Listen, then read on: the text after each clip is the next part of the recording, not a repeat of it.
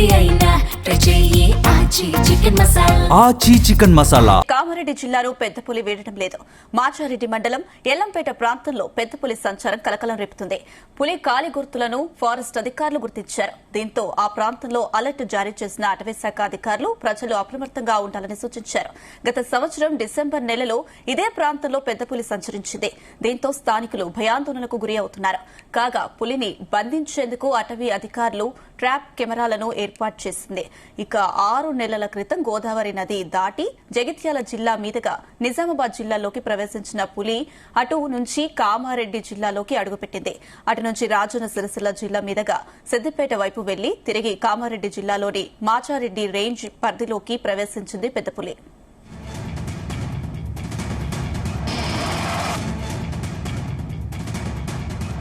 ఇదే అంశానికి సంబంధించి మరిన్ని అప్డేట్స్ మా ప్రతినిధి సాయిలు అందిస్తారా? Sailu, good morning Anusha.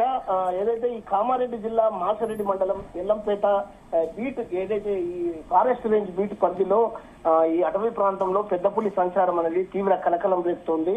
అయితే ప్రధానంగా ఈ పెద్దపులి గత డిసెంబర్ లో ఈ ప్రాంతంలోనే పర్యటించి మళ్ళీ గత 6 నెలల తర్వాత మళ్ళీ ఇక్కడికే ఇది సంచారం జరుగుతుందనేది మనకు ఫారెస్ట్ రేంజ్ అధికారుల నుంచి సమాచారం అందింది. అయితే ప్రధానంగా మనం చెప్పుకుంటే ఏదైతే గత 6 నెలల క్రితం గోదావరి నది దాటి ఇది జగిత్యాల జిల్లా మీదుగా నిజామాబాద్ జిల్లాలోకి ప్రవేశించిందని, అదే అటు నుంచి కామారెడ్డి జిల్లాలోకి ఈ పులి ప్రవేశించి ఏదైతే రాజన్న సిరిసిల్ల జిల్లా దాని మీదుగా సిద్దిపేట నుంచి మళ్ళీ కామారెడ్డి జిల్లాలోని మాచారెడ్డి ఈ ఎల్లంపేట ఫారెస్ట్ రేంజ్ పరిధిలోకి పులి వచ్చినట్లుగా మనకు సమాచారం అందింది. అయితే ప్రధానంగా ఇది సేఫెస్ట్ ప్లేస్ ఈ మాచారెడ్డి ప్రాంతం అనేది ఎంచుకుంది కాబట్టి ఈ ప్రాంతంకే మళ్ళీ ఎక్కువగా రాకపోకలు సాగిస్తుంది అనేది కూడా మనకు ఫారెస్ట్ అధికారులు చెప్తున్నారు. అయితే మొత్తానికైతే ఈ పరిసర ప్రాంత ప్రజలు మాత్రం ఈ పులి సంచారంతో చాలా నిద్రలు లేని రాత్రులు గడుపుతున్నారు.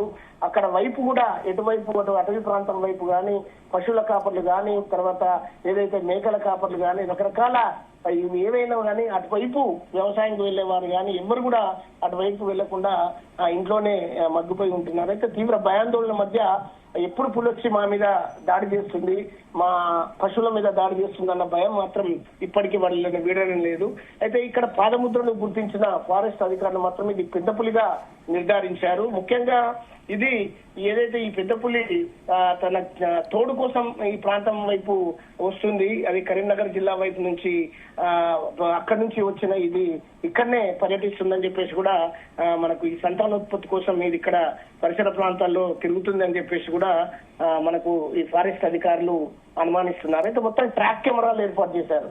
ఏదైతే ఇది సంచరించిన ప్రాంతాలలో అటవీ ప్రాంతాలలో ఒక ట్రాక్ కెమెరాస్ అనేది ఏర్పాటు చేసేసి దాని అడుగుజాడలను ఎప్పటికప్పుడు పర్యవేక్షిస్తున్నారు. ప్రధానంగా ఇప్పుడు వేసవి కాలం దృష్ట్యా ఎక్కువగా ఇది దప్పికక్కుతోటి నీటి పరిసర ప్రాంతాల వైపు వచ్చే అవకాశాలు ఉన్నాయి కాబట్టి ఆ ప్రాంతాలలో మాటు వేసి దీన్ని మనం పట్టుకోవాలి అని చెప్పేసి కూడా అధికారులు ఫారెస్ట్ అధికారులు గట్టి ప్రయత్నాలు చేస్తున్నారు. కానీ ఇప్పటి వరకు కూడా ఎక్కడ కూడా ఇది గత 6 నెలల నుంచి చూస్తున్నాం, ఒక్కసారి కూడా అటవీ అధికారులు 6 నెలల నుంచి గాలిస్తున్నా గానీ దాని జాడను గుర్తించలేని పరిస్థితులు, దాన్ని పట్టుకోలేని పరిస్థితులు మాత్రం మనకు ఉన్నాయంటే అది ఎంత చురుకైనంగా ప్రవర్తిస్తుందో, అది ఎంత చాకచక్యంగా వ్యవహరిస్తుందో అనేది మనం కూడా అర్థం చేసుకోవాల్సిన అవసరం ఉంది అనుష. సాయిలు, అయితే ప్రస్తుతం కామారెడ్డి జిల్లాలో పరిస్థితి ఏంటి? పెద్దపులిని పట్టుకోవడంలో ఇంత జాప్యం ఎందుకు అవుతుంది? సో ఈ ట్రాక్ కెమెరాస్ ఎప్పటికప్పుడు సమాచారం అందిస్తున్నప్పటికీ అది ఒక చోట ఉండడం లేదనేది, అది చాలా తెలివిగా పరిసర ప్రాంతాలను ఎప్పటికప్పుడు మారుస్తూ అది ఏదైతే అధికారుల కళ్ళను కప్పి కూడా అది ట్రాక్ కెమెరాలను కూడా కళ్ళను కప్పి కూడా అది వ్యవహరిస్తుందంటే అది చాలా అనుభవమైన పెద్ద వయసు కలిగిన పెద్ద పులిగానే వాళ్ళు పరిగణిస్తున్నారు. అయితే ఈ పులిని పట్టుకోవడంలో 4 జిల్లాల ఫారెస్ట్ అధికారులు, అటు జగిత్యాల గాని, రాజన్న సిరిసిల్ల గాని, ఇటు కామారెడ్డి జిల్లా గాని, ఇటు నిజామాబాద్ జిల్లా గాని, ఈ 4 జిల్లాల ఫారెస్ట్ రేంజ్ అధికారులకు కూడా చిక్కడం లేదంటే పరిస్థితులు ఏ విధంగా ఉన్నాయనేది అర్థం చేసుకోవచ్చు. అది ఎంత స్పీడ్ గా దాడి చేస్తుందో అంతే స్పీడ్ గా ఆ ప్రాంతం నుంచి తన సురక్షితమైన ప్రాంతాలకు చేరుకుంటుందనేది మనకు సమాచారం ఉంది అనుష. సాయిలు, అయితే కామారెడ్డి జిల్లాలో ఉన్న ప్రజలకు ఎలాంటి సూచనలు చేస్తున్నారు అటవీశాఖ అధికారులు? సో ఫారెస్ట్ అధికారులు కానీ ఇక్కడ చుట్టుపక్కల ఉన్న గ్రామ పంచాయతీకి సంబంధించిన సెక్రటరీలు కానీ తర్వాత ఎంఆర్ఓ రెవెన్యూకి సంబంధించిన వాళ్ళు కానీ అన్ని ఈ మాచారెడ్డి మండలం కానీ ఈ కామారెడ్డి ప్రాంతంలో ఉన్న అన్ని పరిసర ప్రాంతాలు పులి సంచారం చేస్తున్న ఆ ప్రాంతాల గుండా ఎవరు వెళ్ళరాదు.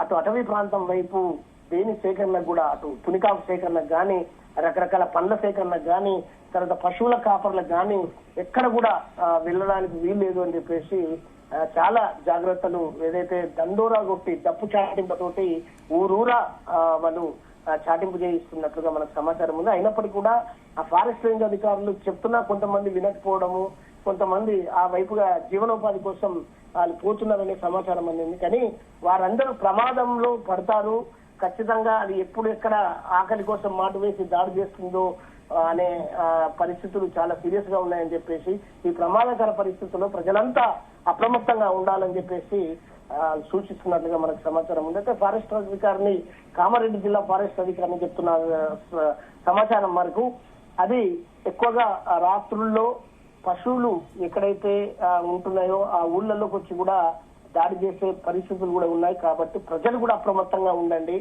రాత్రి వాళ్ళు కనిపెడుతూ ఉండండి అని చెప్పేసి కూడా మనకు గట్టి సూచనలు ఇచ్చినట్లుగా తెలుస్తోంది అనుష. రైట్ సాయిలో, థ్యాంక్ యూ.